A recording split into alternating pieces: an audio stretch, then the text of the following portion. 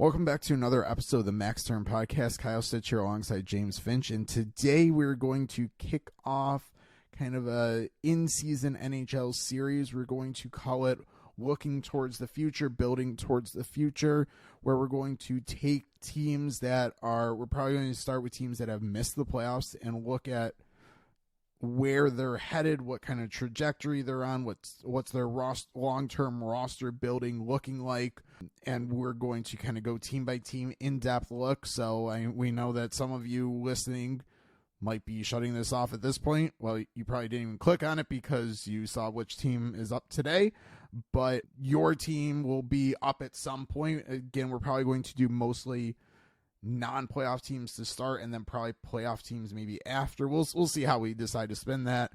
But we're going to start with the team that was probably the closest to making the playoffs. Team that's window is, they're not Stanley Cup window, but at least a playoff contender. Now we're going to start today with the Buffalo Sabres, and we'll continue working through this as the season progresses. Any thoughts on this episode? Any questions? Anything like that? At AFP Analytics on Twitter. If you are consuming this, you're obviously listening on some major platform, but we are available on all major podcast platforms by searching Max Term Podcast. Any ads or anything associated with this podcast are not necessarily products, ideas, anything that we're promoting, and we're not going to drop any inside information or anything on this team or any other teams as we go through it. This clearly our opinion, only our opinion, and with that, let's kick off the Sabres. Again, we're starting here. Missed the playoffs by 1 point. From a team building standpoint, they really are starting to embrace the thoughts, the feelings that we have is the right way to go about doing it. Whether they fully execute, I think that's the question. But I think they're at least starting to go about it the right way. So that's why we're going to start here. And so Sabres. Centers, check, check.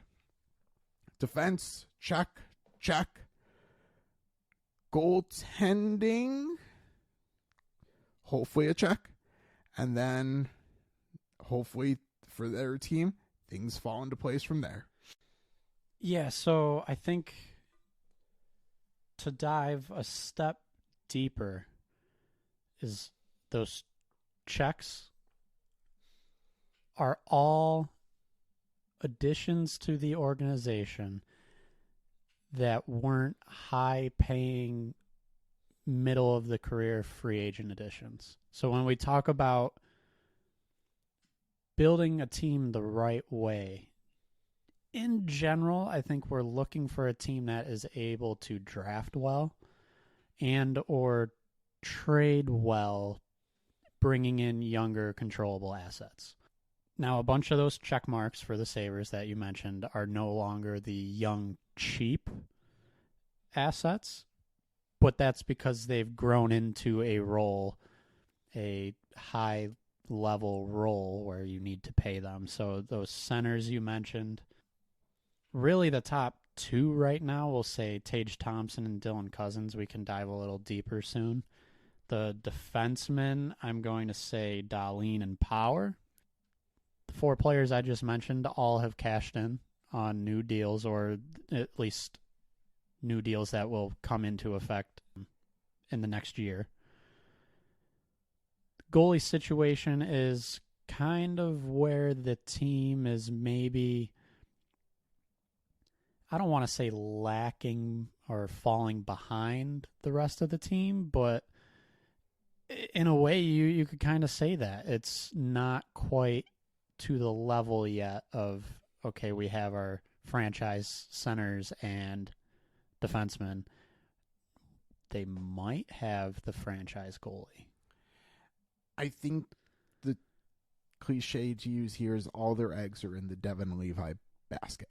Yeah. And I don't think that that's the case across the rest of their roster or even organizational depth. The Sabres are basically at a point where Devin Levi is the prospect and almost the only prospect. So he's their top guy, but there's not a ton of inspiring, like Tobias Leninen, I think I got his last name right, who they took a couple years ago, Scott Ratzloff as well, who they took this past year, would be the next two guys realistically coming up, because their other quote-unquote goalie of the future, Ukko-Pekka Luukkonen, is with the team now and is maybe the backup, maybe the third stringer. And you also, in the past couple of years, could look at them, oh, they've got someone in Rochester who's developing, getting ready. That doesn't exist right now. They have two really veterans in Rochester, their AHL, American Hockey League affiliate. So that is the concern. I mean, it's not a concern if Devin Levi is a top goalie consistently. He's playing 50, 60 games. You're fine. Whatever. But all the eggs are in the Devin Levi basket right now. Yeah, and like you said, there's not really a whole lot coming in the pipeline. Maybe there's a couple guys, but it's very possible that the backup plan, if Levi doesn't pan out, is they need to somehow find a trade or dip into free agency, which, specifically talking about goalies, if you aren't able to find and develop your own, chances are you're going to have to make a deal that isn't ideal. Signing a Jonas Korpisalo to a long-term deal that you probably shouldn't get. It's you mentioned this is kind of a situation that across their organization it's very unique. Forward depth is insane for Buffalo. Defensively, the depth isn't great.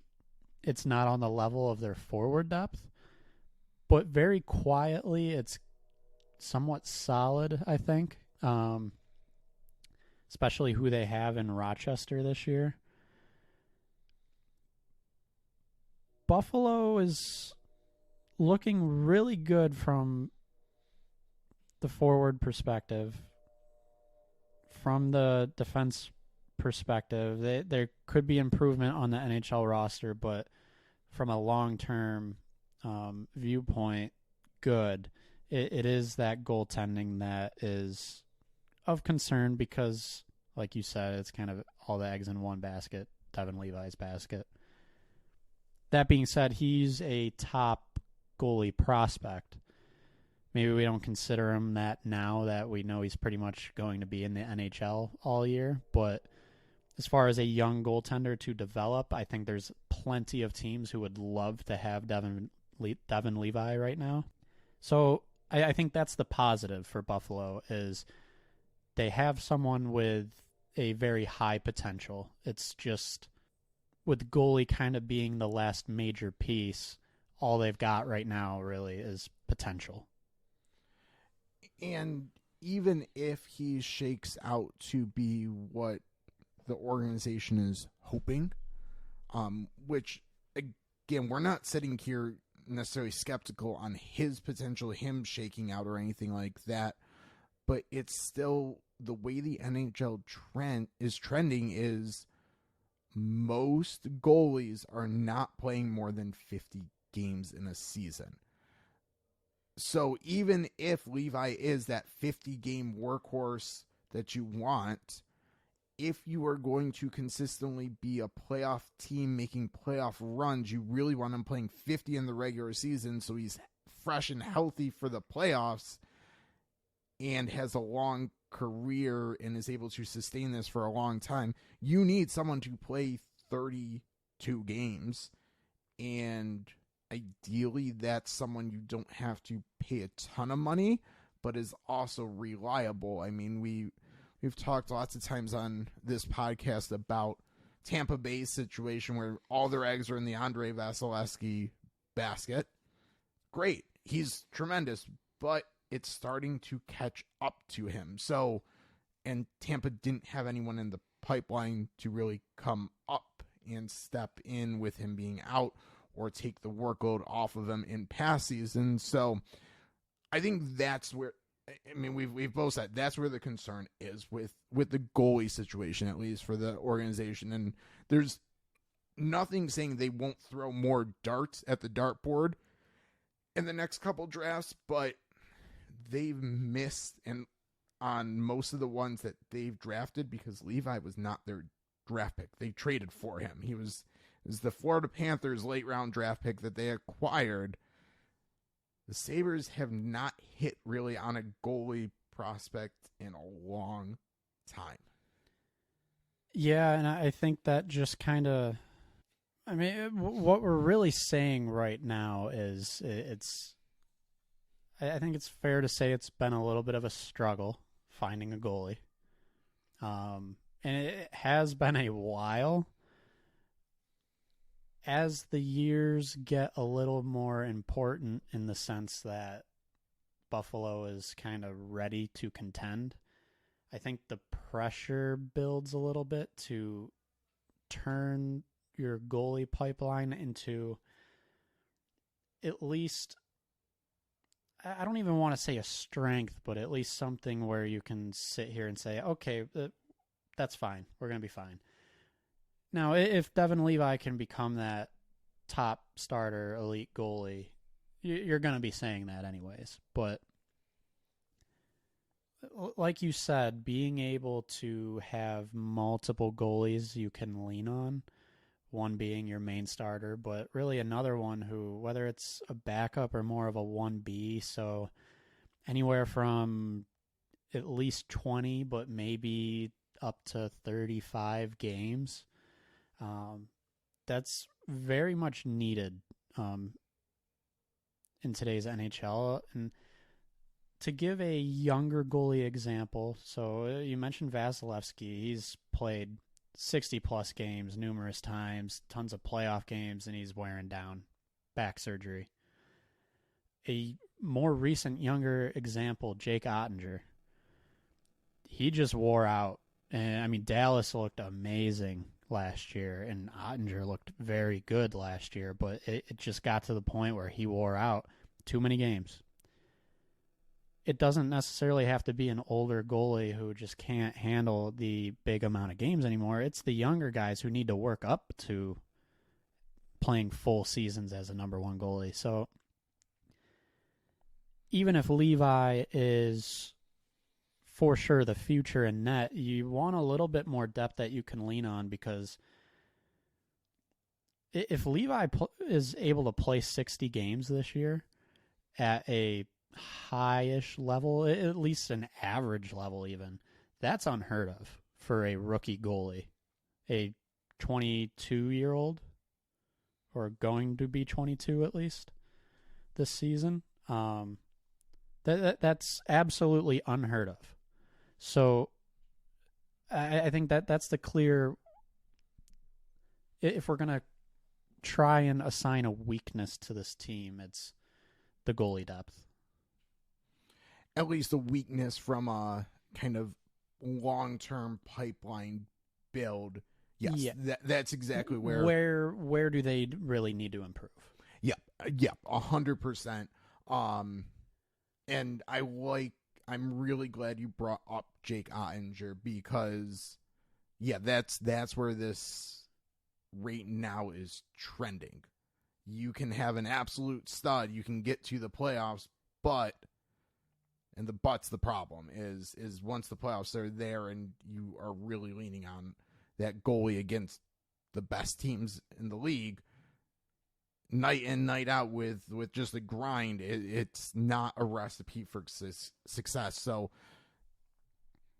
we started probably weakness, at least from a pipeline standpoint, probably media as well, and we can debate that back and forth, but pipeline standpoint, Levi, I already kind of made the reference to keep throwing darts at the dartboard. I mean, the Sabres each year really need to take a goalie.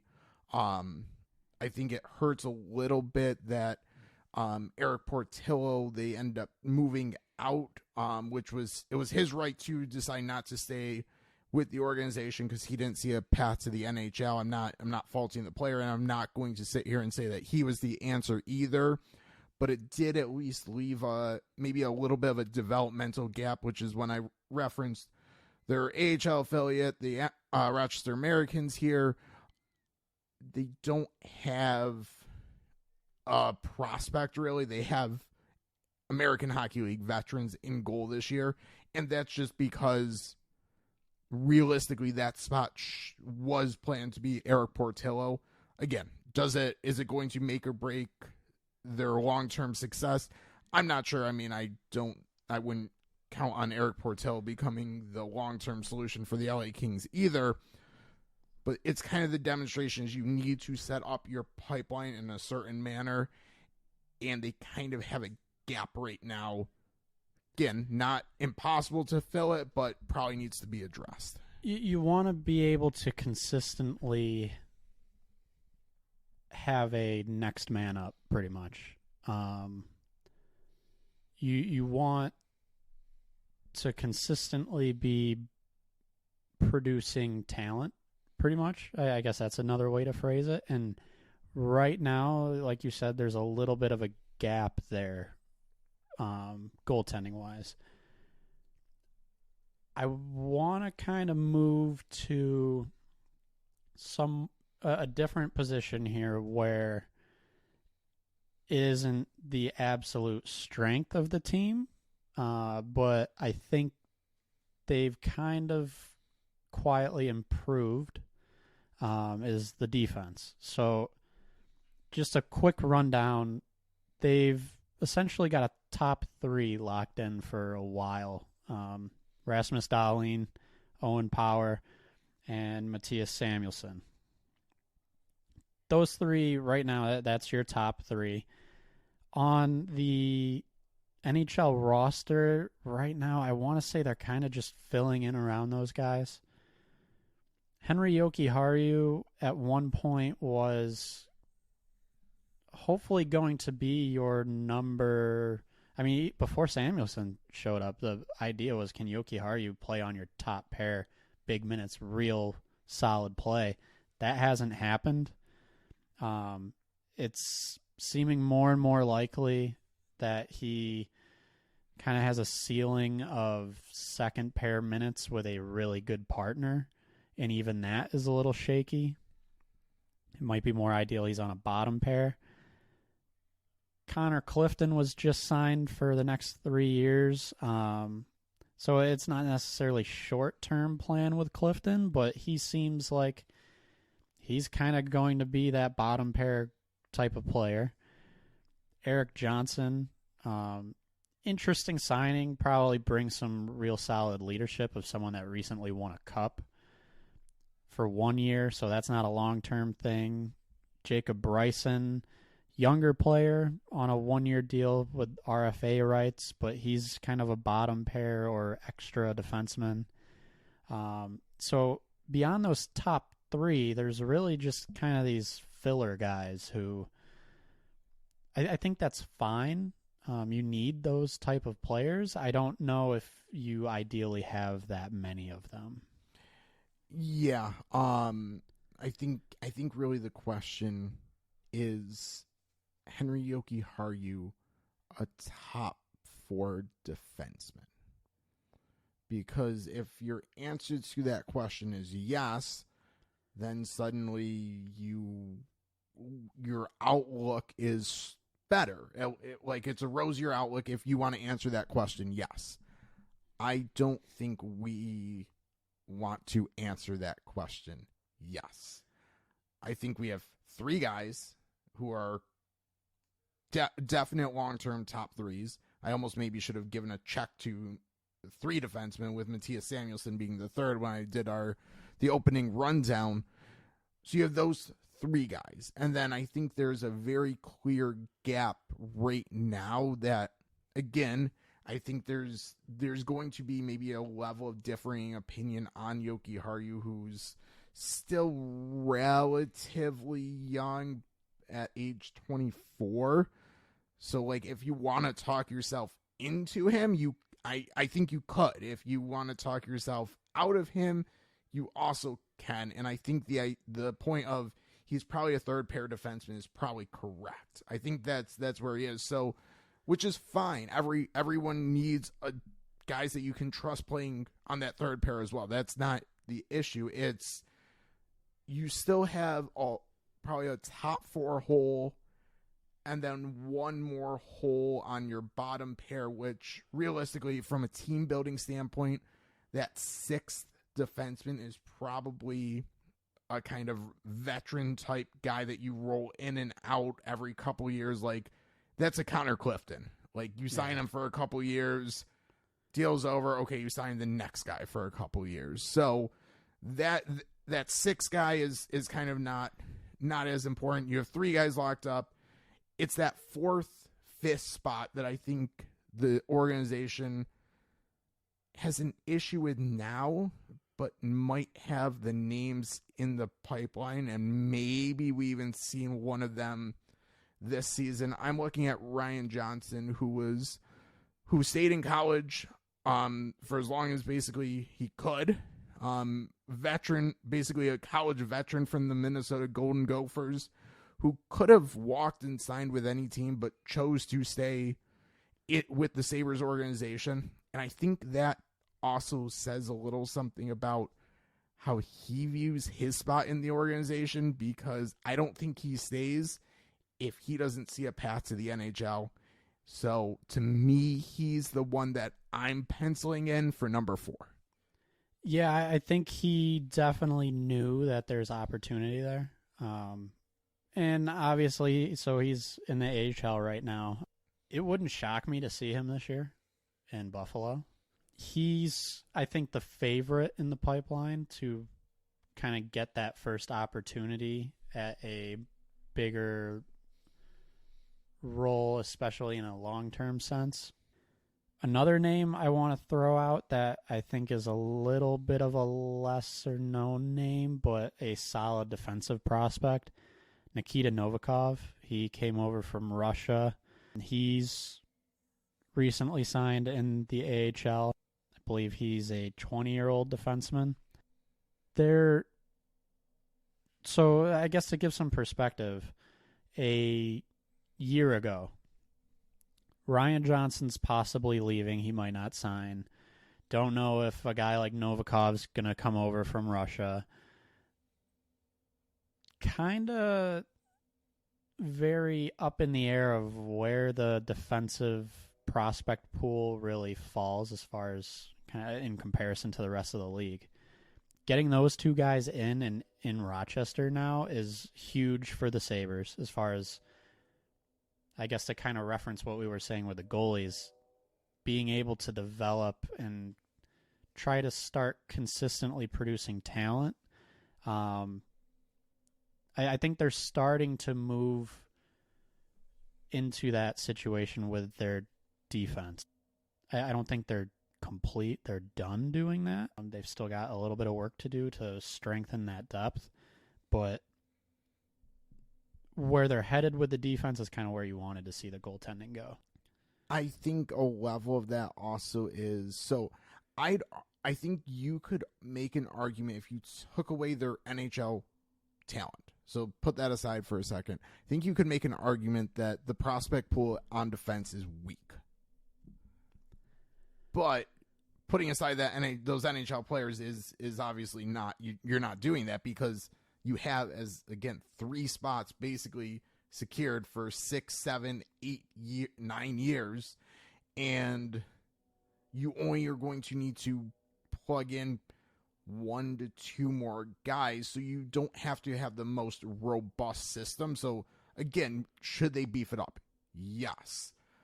But Ryan Johnson seems to be a prospect that goes a long way to giving you potentially second pair possibilities, but definitely like long-term third pair.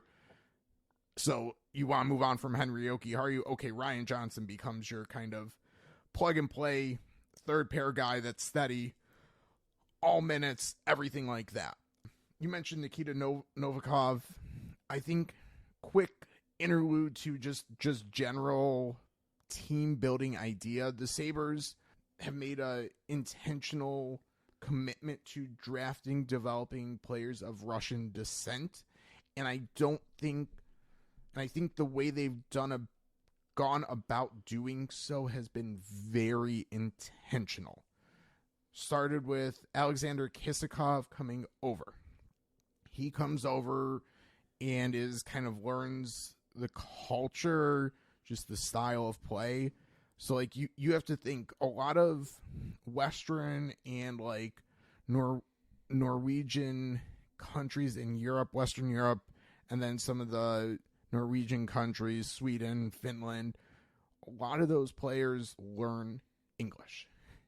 They learn English growing up as at least a level of second, third language. They're much smarter at that than me, who can barely remember my high school Spanish here. But they can speak the language. The culture is not the same, but it's a little bit more similar. You draft someone from Russia who probably has not learned English,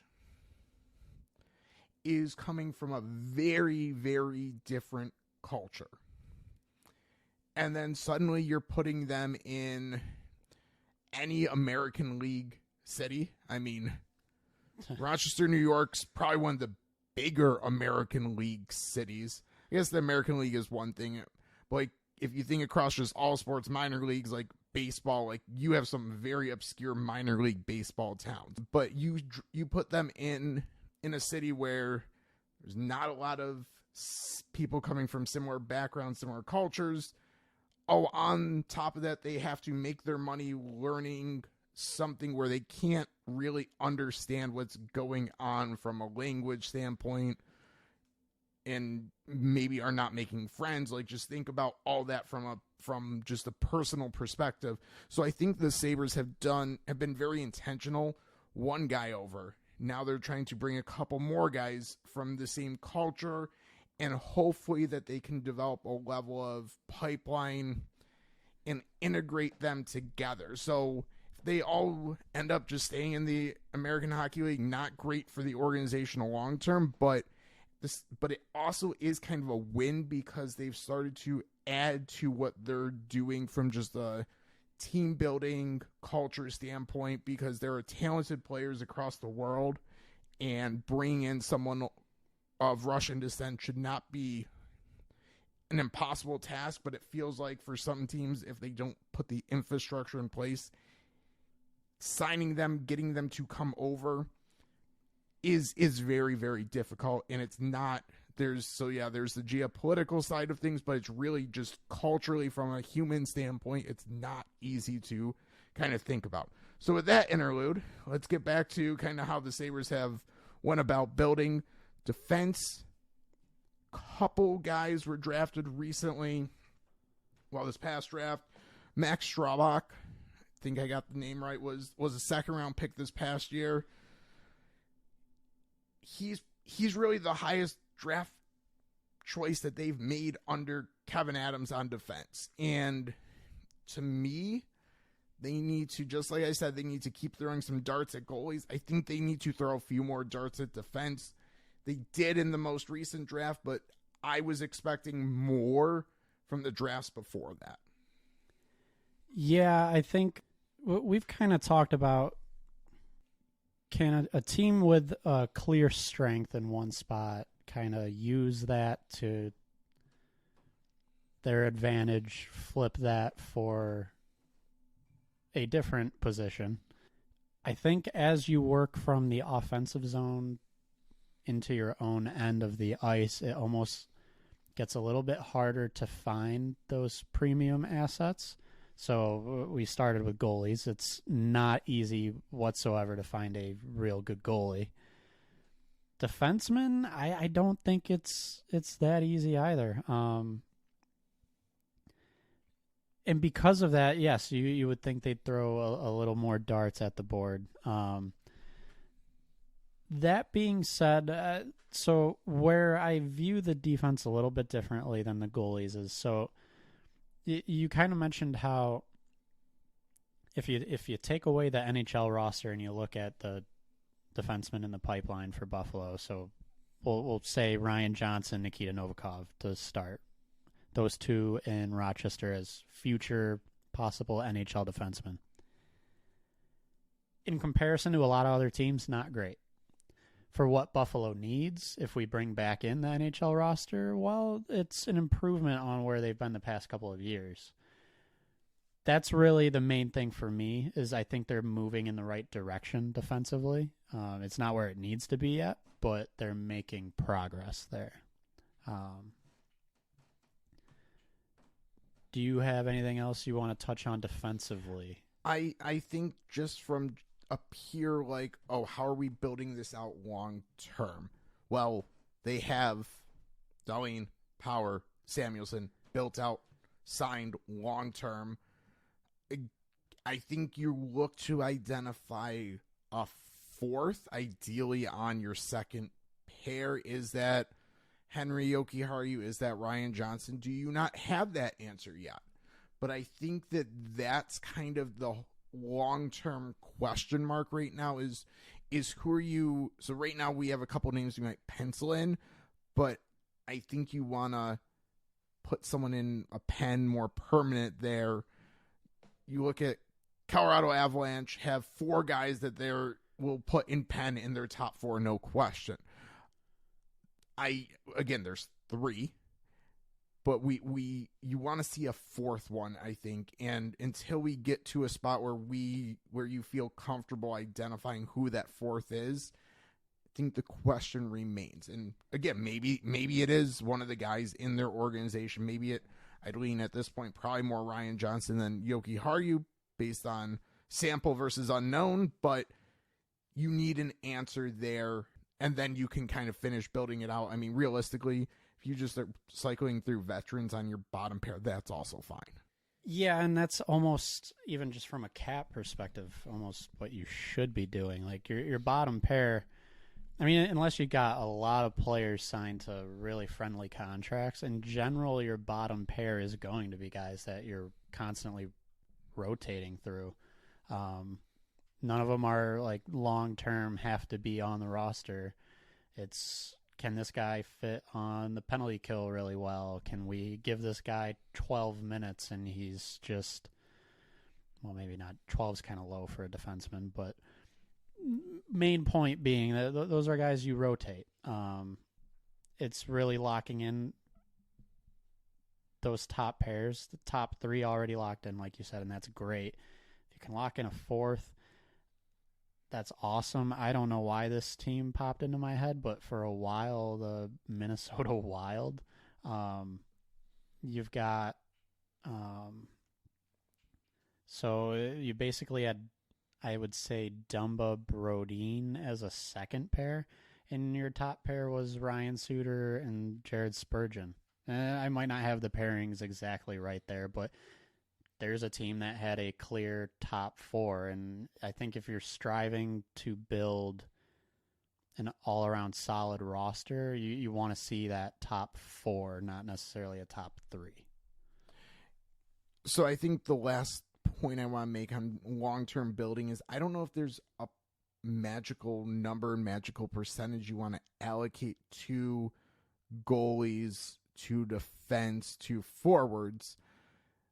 But I think the team does have to, so they need to find someone for that fourth pair, but they also need to be a little bit judicious with how they're paying that player, because they have basically $20 million in two guys, 25 and three guys. I'm rounding up a little bit, but 25 and three guys, even if the cap's $100 million, in the 4, 5, 6 years down the road, that's still a quarter of your cap on three defensemen. So it's going to go up.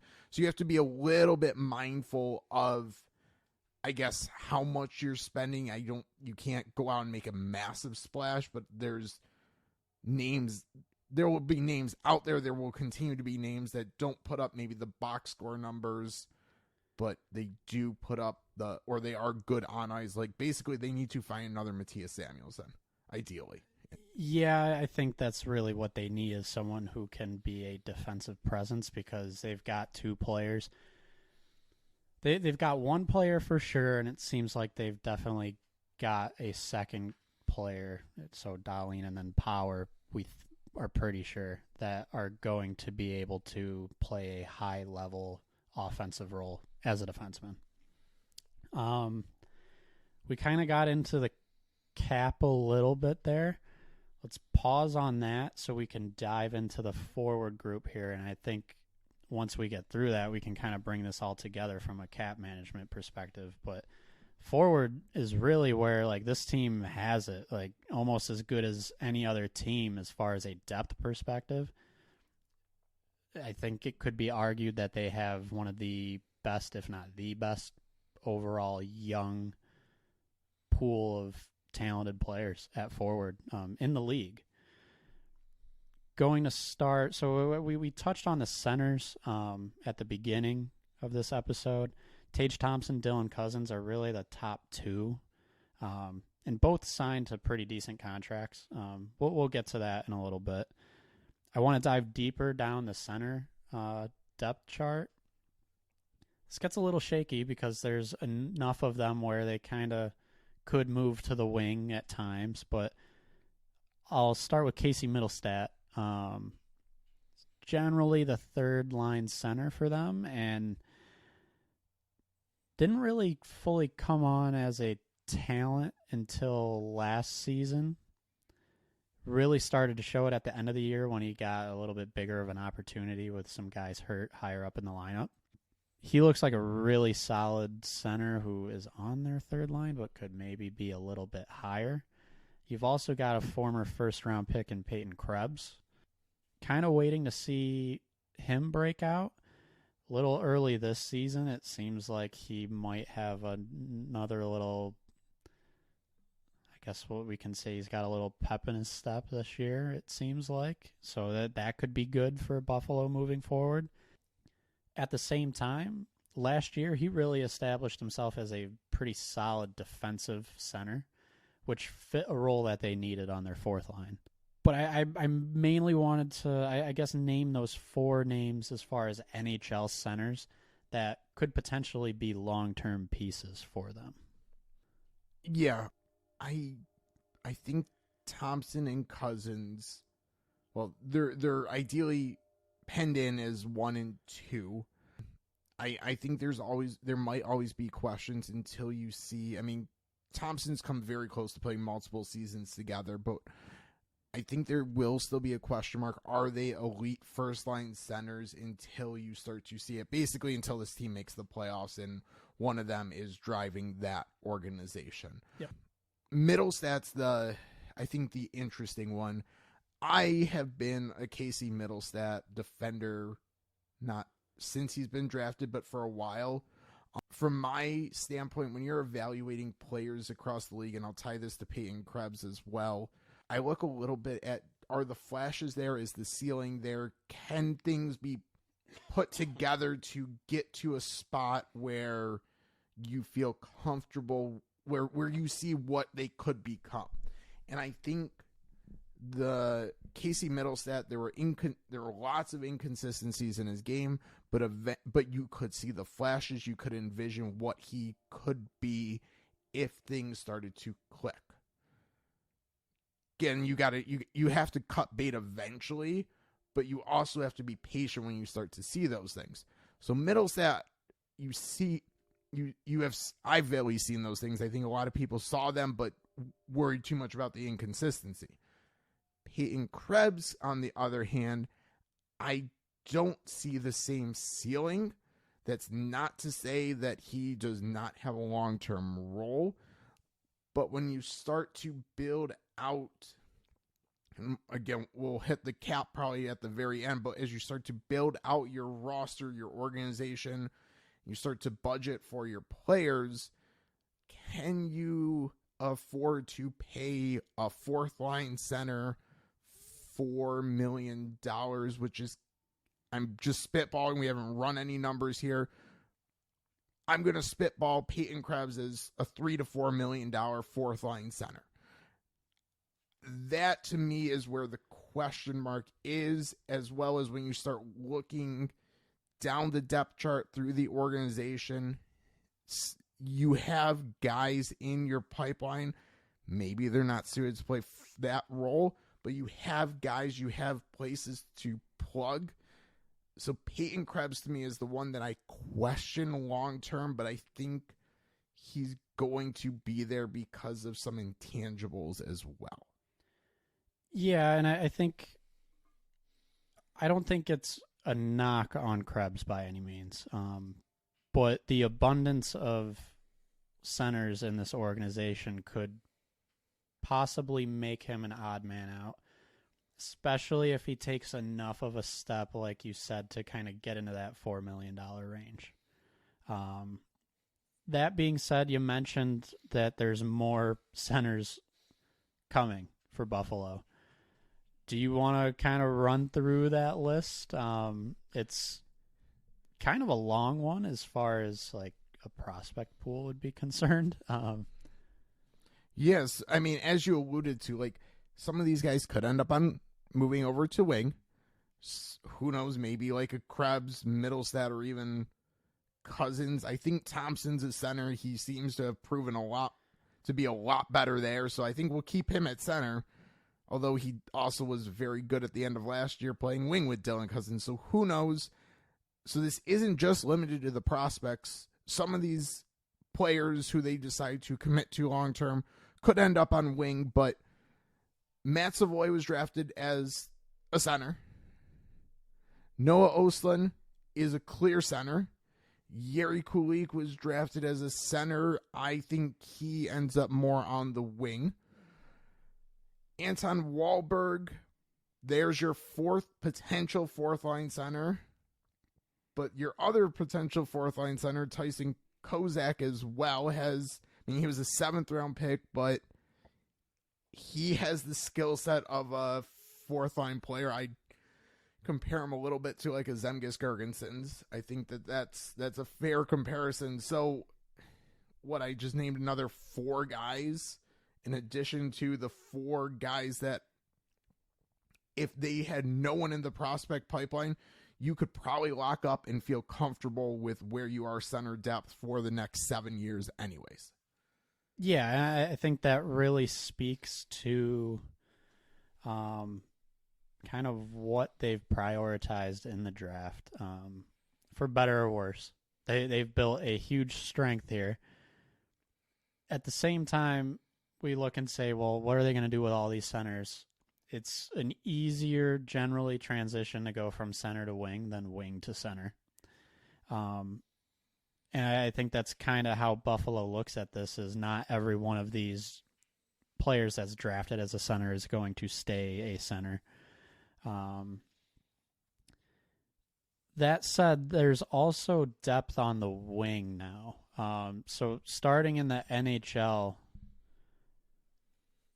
you've got Jeff Skinner there making a lot of money, $9 million for the next 4 years, but he's considered to be one of your top line wingers. Alex Tuck on the other side. Working down the lineup, Jordan Greenway was just acquired last year. Seemed to be not quite the Jordan Greenway everyone was expecting last year, but it's kind of come out since that he was dealing with a little bit of an injury. And he's looked good so far this year. I wouldn't even say a little bit. It seems like his shoulder was pretty messed up. Yes.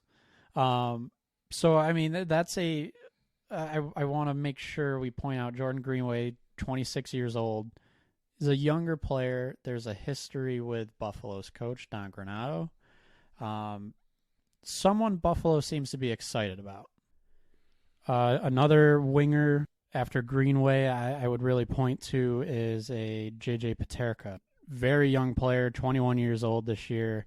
Had a fairly solid rookie season. I mean, there were times where he kind of looked like he was a rookie. Made some mistakes, but that's okay. There were flashes there.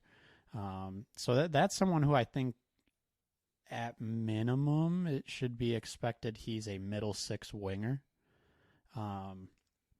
Another winger to touch on came up with Paterka is Jack Quinn. This one is,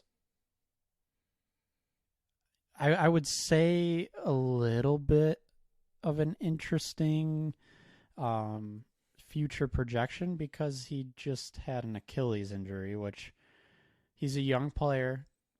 If anyone's going to come back from bigger injuries, it's going to be the younger guys, but I don't want to downplay how serious of an injury that is.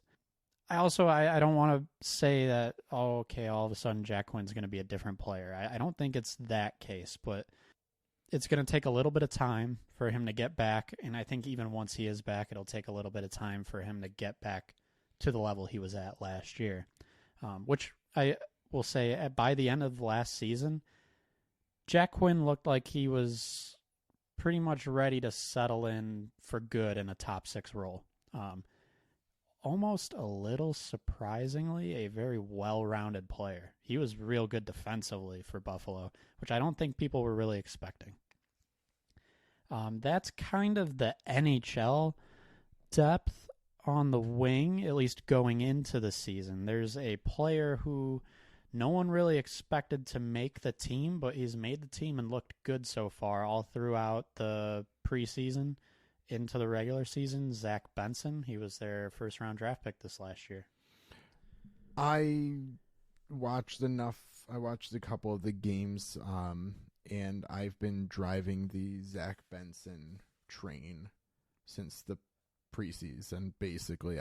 I guess as we're on the NHL forward, so Zach Benson, definitely prospect. I'd argue they're top prospects right now. He's been that good. He's that good of a two-way player. Like, he reminds me of Jeff Skinner with probably more defensive ability. Yep, I agree with that comparison. I agree with him being their top prospect. So and then I think there's one more NHL roster player this year. Well, there's a couple more. Victor Olofsson, Zemgus Girgensons, Kyle Poso. I didn't throw him in for centers, but maybe he should have been there, but I'll throw him in now. Tyson Jost as well.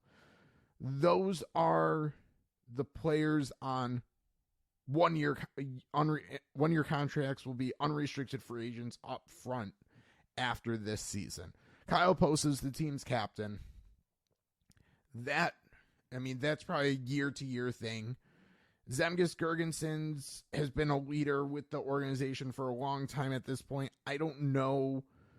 I guess he's someone we get into a little bit more here. Victor Olofsson, if he makes it through this season in Buffalo, is going to be he's going to walk as a free agent. The Sabres will not be re-signing him. I will confidently say that.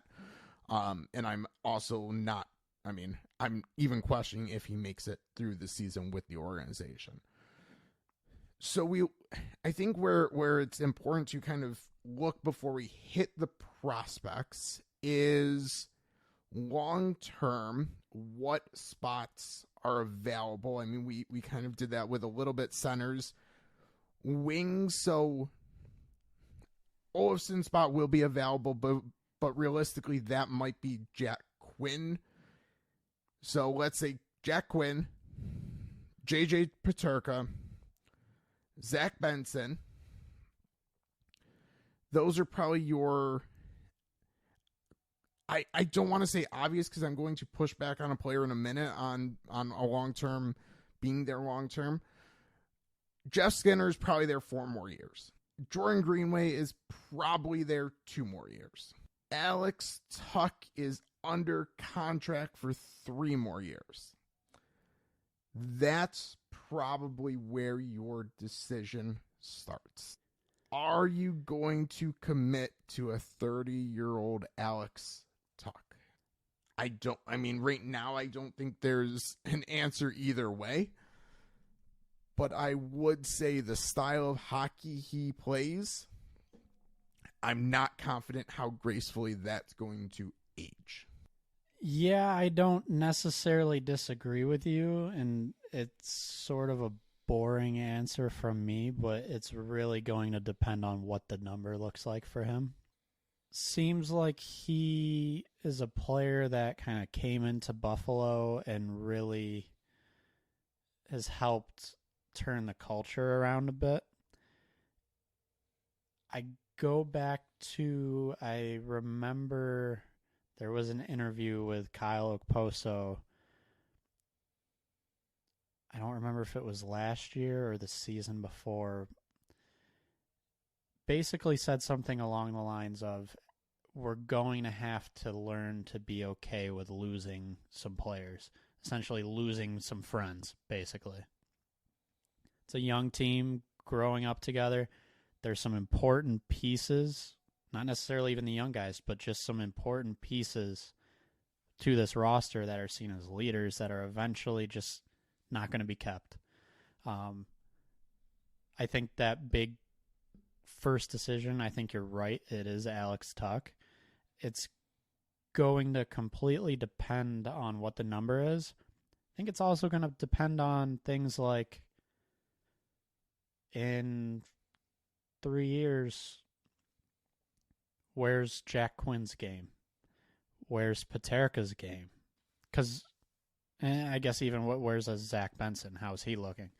Because those are your guys that are going to kind of be up in the next few years for a new contract. And if they're clear top 6 players, there might not be a spot for Alex Tuch long term for a new deal.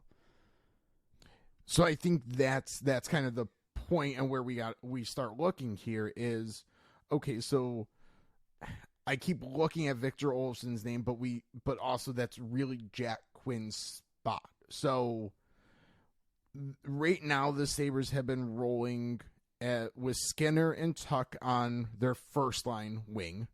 Those two guys are with the organization for 3 more. Tuch 3 more years, Skinner 4 more years minimum. There's nothing happening there. Say their second line, Paterka, Quinn, long term. Third line, Greenway, Benson right now. So Benson, you're hopefully penning in for a long term. Greenway 2 years. So there's a 2-year spot. And then on the fourth line, if you will, the checking line, whatever you want to call it, Gergenson's Okposo basically are your wingers there. That's probably a year-to-year decision, but at the same point, the way the Sabres have deployed their forwards, that line needs a special makeup that I'm not sure all of these prospects we're about to talk about are going to necessarily have or bring. So realistically, Jordan Greenway's spot should be available in 2 years. Alex Tuch's maybe in 3. Jeff Skinner's maybe probably in 4. Probably it could be a center, but I think one of the wings also is kind of an odd man out. And this maybe I'm out ahead of things. Maybe this is a hot take. I think JJ Paterka ends up as the odd guy out. I think if everything were to go right for all of the players on this roster, he's the odd man out. What I think is important to mention, I guess a couple things. Paterka could develop into a pretty solid, I'll even say a top 6 winger. If Quinn's a top 6 winger and all these other guys you mentioned are still there might not be room, not just from a lineup perspective, but possibly a cap perspective. What I want to say here is it is okay for that situation to play out. That's actually from a team building, a roster management perspective, that's the ideal scenario. That's what you want happening at every position, forward, defense, and goalie. You want to be producing so much talent that eventually you get to a point where, okay, we're going to have to let that guy walk. We've just got too many young, controllable assets that it doesn't make sense to sign this guy to a new contract that's a bigger number. I think Buffalo, assuming some of these prospects develop the way they're expected to, or at least reach 80% of what we think their potential is, 75, 80%. That's the situation Buffalo is going to be in. Is it's going to be, well, we would love to keep an Alex Tuck. We would love to keep a Paterka. We'd love to keep a Casey Middlestat. They just might be odd men out. And it's because of all of this forward depth that they have. So this is where the idea of waiver eligibility starts to also come into play. Eventually, their hand is going to, in tandem, their hand's going to be forced. It's either they might have to decide to pay a guy, or so that in the Paterka situation, new contract, got to decide whether we're going to pay him or not.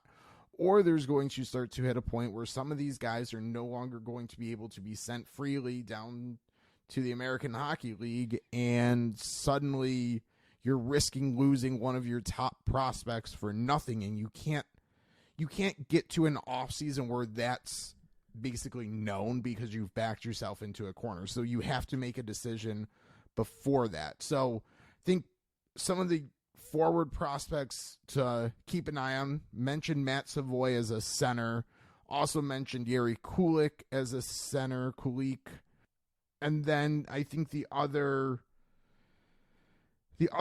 I think top prospect right now, Isaac Rosine, and then Viktor Neuchev as well, another Russian who came over this past offseason.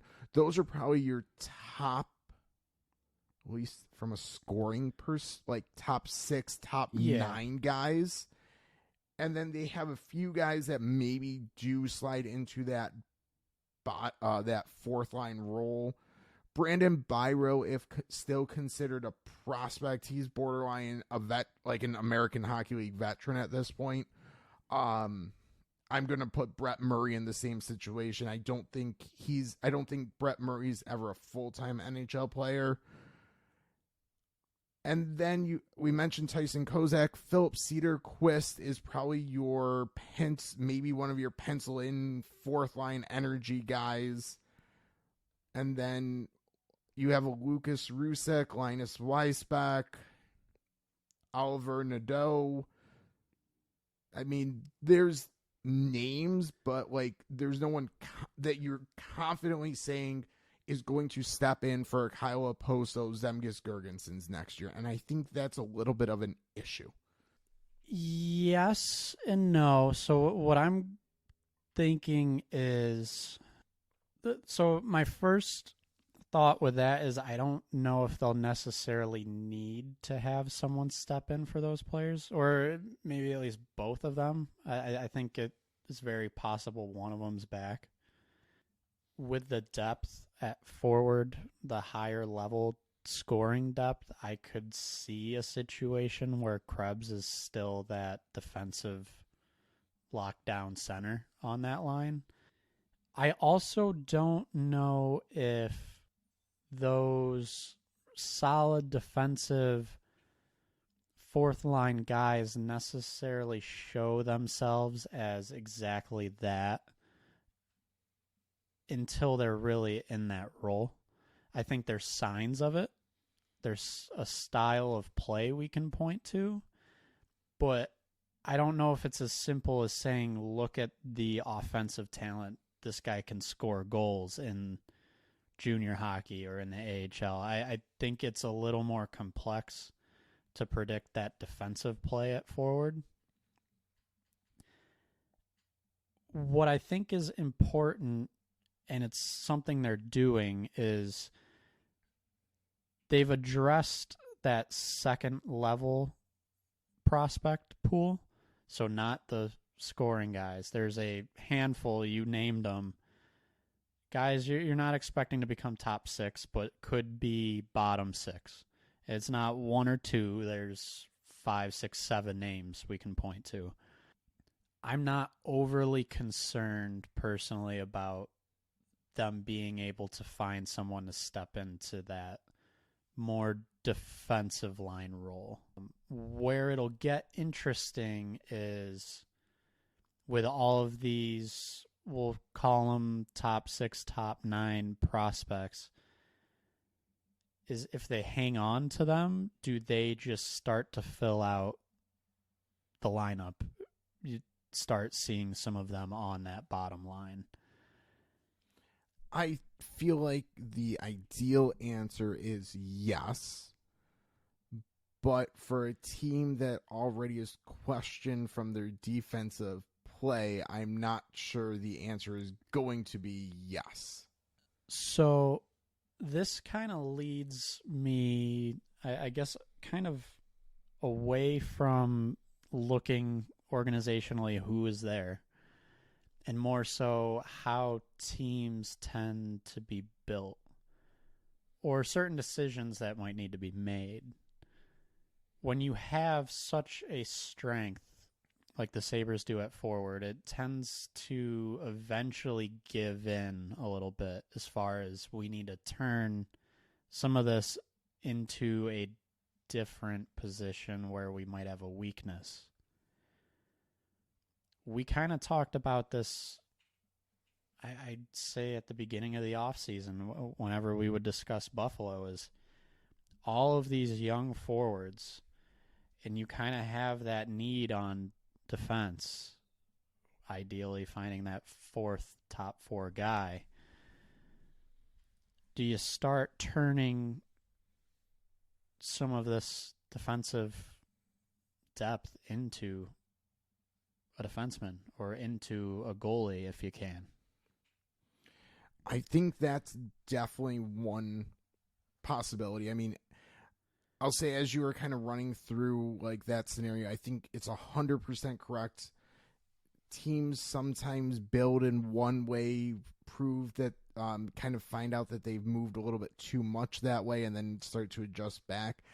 I'd look at like the Tampa Bay Lightning as the prime example of that. Is they, frankly, like 5, 6, 7 years ago, their prospect pool is like the Sabres prospect pool is similar to what was being said about theirs. Yeah. And then they continue to dominate in the regular season, score lots of goals, but things just weren't coming fully together. They did a little bit of a tweak on the fly, and suddenly they win multiple cups. That could be where the Sabres are headed. So it could be swapping a forward or two for a defenseman, which I think still a good idea, but it could also be turning someone who's maybe not projecting out long term, but still a good prospect into someone who is more of that. And I hate to use like grinder role, but realistically, that's the player that might end up being. So, like you might be buying an older asset in that situation, and the team has the ability to do so. They did last trade deadline when they brought in Riley Stillman. But is it you have to be making smart decisions, and I think this is where realistically Kevin Adams starts to earn his pay. He's made the easy decisions. I don't think any of the decisions, like outside of maybe the numbers on the contract, I don't think any decision has been hard.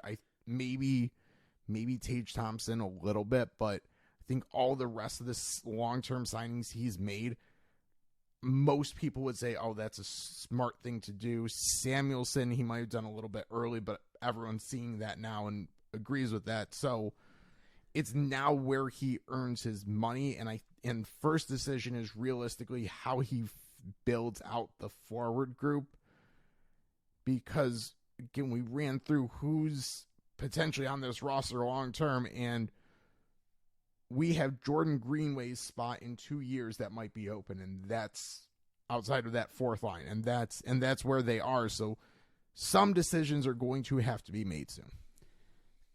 Yeah, and I think there could be a little give even before that, as some of these prospects start to push their way up into the NHL, higher into the lineup. I don't know exactly where it gives if it happens before that. It could be a Casey Middlestat.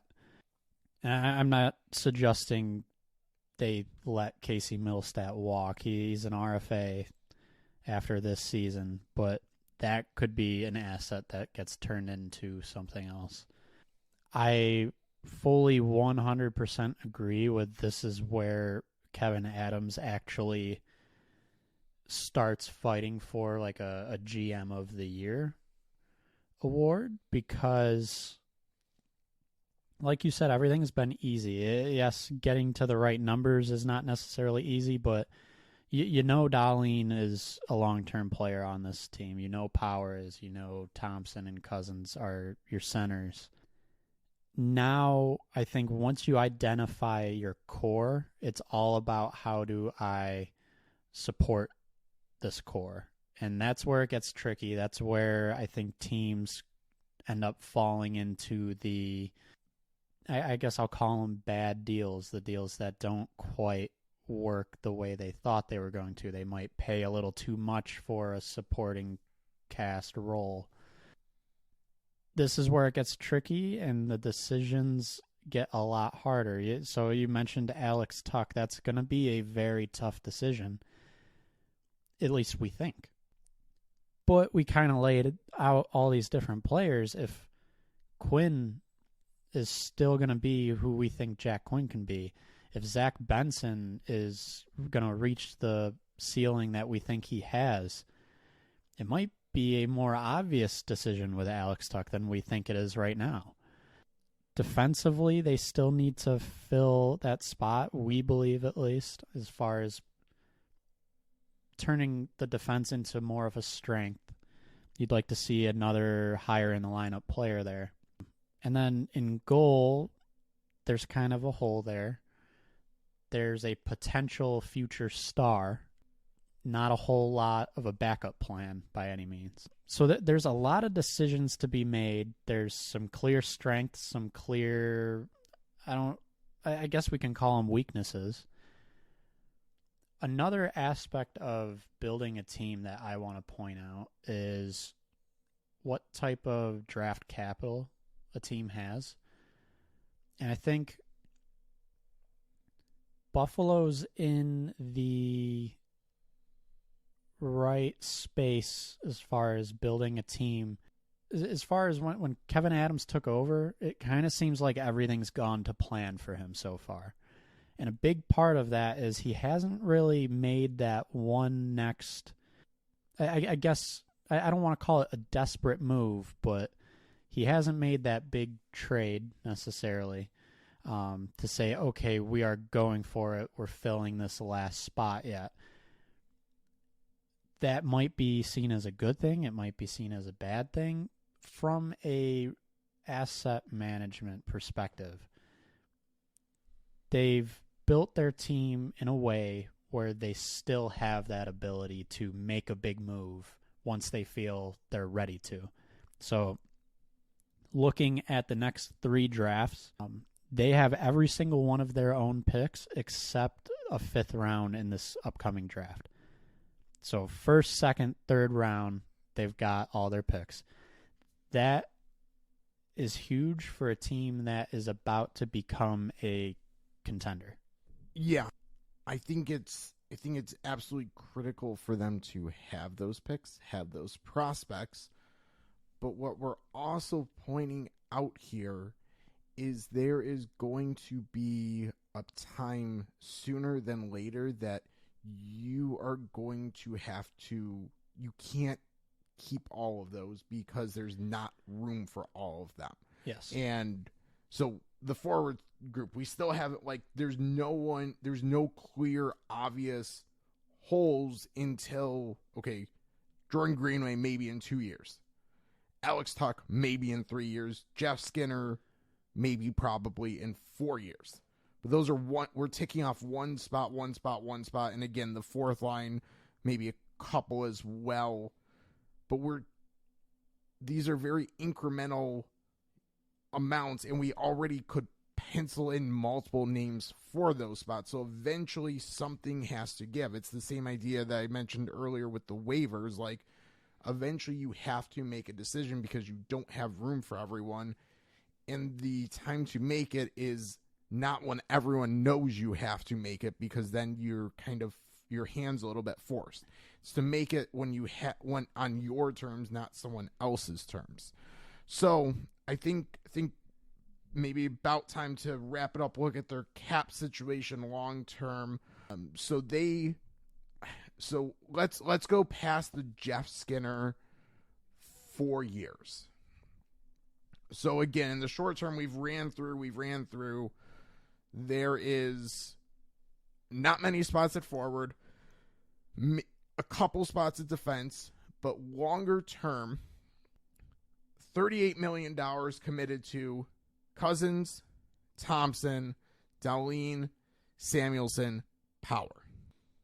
So add in maybe filling out your fourth line.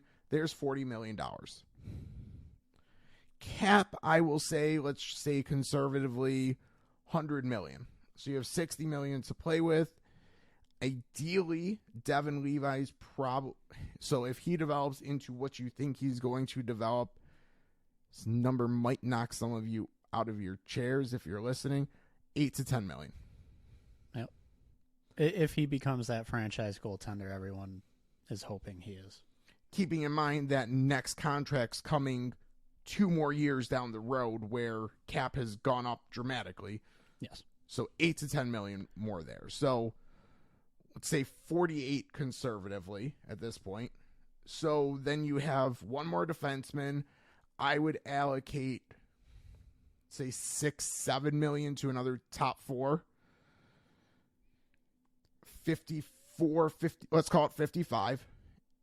And then maybe round out your defensive group for 7-8 more. So we're at 63. And we have maybe one spot available on the fourth line, and then the rest of this forward group based on my kind of math in here. So we're at 65. We got about $45 million to dole out to your wingers and probably your third line center. So what's that next Casey Middlestat contract potentially look like? If you can get him 5 to 6, well, we check off another center, and now we're down to, let's say, about $40 million in cap space. So then you are filling out 9 winger spots for $40 million. So, like, it's there, but you have to be a level of smart with it, though. Yeah, I think where Buffalo has an advantage is because of all of this forward depth. I think it's going to keep them from reaching into free agency, where those kind of the pesky long-term deal, like just the one deal where you kind of look at a team and you're like, if they didn't have that deal, things would be so much easier for them. I think Buffalo can really stay away from that. What's going to be interesting is, so you said roughly 40 mil for those last wingers is, well, okay, at that point we're looking at Jack Quinn, a Zach Benson. It's kind of tough to project where they're going to be at. I think in a perfect world, you could be paying each of those guys at least 8, if not more than that. Now, I think what's going to be interesting is we're very big on sign your players long-term young. At the same time, I am willing to acknowledge that at some point, ideally, once you get your core locked up, there's going to be some pieces where you just have to go bridge. It's going to be interesting to see how they go about that, because I could see that eventually happening with some of those wingers when we have that, let's call it 40 mil left over down the road there. let's say a Yuri Kulik is kind of doing really well on that third line, that might be more of a short term, they go bridge to fit him in than long term. I think just naturally from a roster perspective, that's eventually going to happen for Buffalo. They might have to go bridge with some of these younger guys just to be able to keep them a little longer. That said, I think what that exercise you just ran through does is it shows really a level of flexibility for Buffalo that a lot of teams don't have. At the same time, there's a lot of unknowns that come with that. So projecting out long term, we can say it's tough to do because of those unknowns, but in a way, it's almost a little more exciting from a team building standpoint because you're not stuck, you're not locked in. There are a large amount of possibilities for this roster moving forward. So 40 million, 6 spots. That's almost 7 million on average. That's actually pretty favorable math. And so I'm not disagreeing. There might be times where they do have to do a bridge, but each like $1 million or $2 million they can save long term by going long term off the bat makes that 6.5 to 7 million attainable. Like your third line's probably more like 4-4, maybe 5-5 by that point. Now suddenly you got like 7 to 8 to spend on your top 6 wingers. And I mean, that should get it done, especially if you can lock them in early. Like that, there's a chance that all happens. And the cap could be higher too. Like I'm being very conservative, I think, with my cap projection. So I think it's there. And I think it means that the Sabres can basically be aggressive, make smart decisions. If they see a hole like on that fourth pair defense, I don't love the idea of spending more money there, but in theory, I think they have the ability to do so. Yeah, so I mean, obviously we don't, we're both of the opinion you don't do a bridge deal unless like you absolutely have to. I'm more envisioning I could see it becoming more likely as more of the high-end talent signs long-term deals. And that's where it kind of helps you, I think, keep some guys kind of on that third line level, maybe that fourth defenseman. I think that's somewhat of a natural cycle of team building is once you get a lot of your core locked up, it's going to mean tougher decisions contract-wise, where we could start seeing those bridge deals appear a little bit. But yes, ideally not at all. That said, they, like you've mentioned, they are in a very good cap situation long-term. Big part of that is we believe that their top 2 centers are locked in at a very good number, each of them. Just over 7 million, 7.1. That allows for some wiggle room, and I think that's a prime example of going long term early. Is now we want to look around the league. Most number 1 centers are 10 plus, going to be 10 plus. If Tage Thompson can for sure be your number 1 center long term at 7.1, that's great. Same with Dylan Cousins being on the second line. If he is for sure your second line center, that's where the long term early kind of allows for a little bit of those extra dollars later on when you're really needing them. So I think Sabres have the potential to, I think we both agree they have the potential to really like be a powerhouse for years to come. But they have to make smart decisions in the next couple of years because that's going to set everything up. So we started series with the Sabres. Appreciate you tuning in, listening. If you have any teams you'd like us to kind of include sooner than later at AFP Analytics on Twitter, we'd be happy to definitely take requests. Otherwise, we might kind of continue working on teams we think are kind of closest to taking that next step. And we'll surprise you with maybe who we think are there. But yeah, we appreciate you listening, subscribing to this podcast. Any questions, anything, at AFP Analytics on Twitter. And with that, we'll talk to you next time.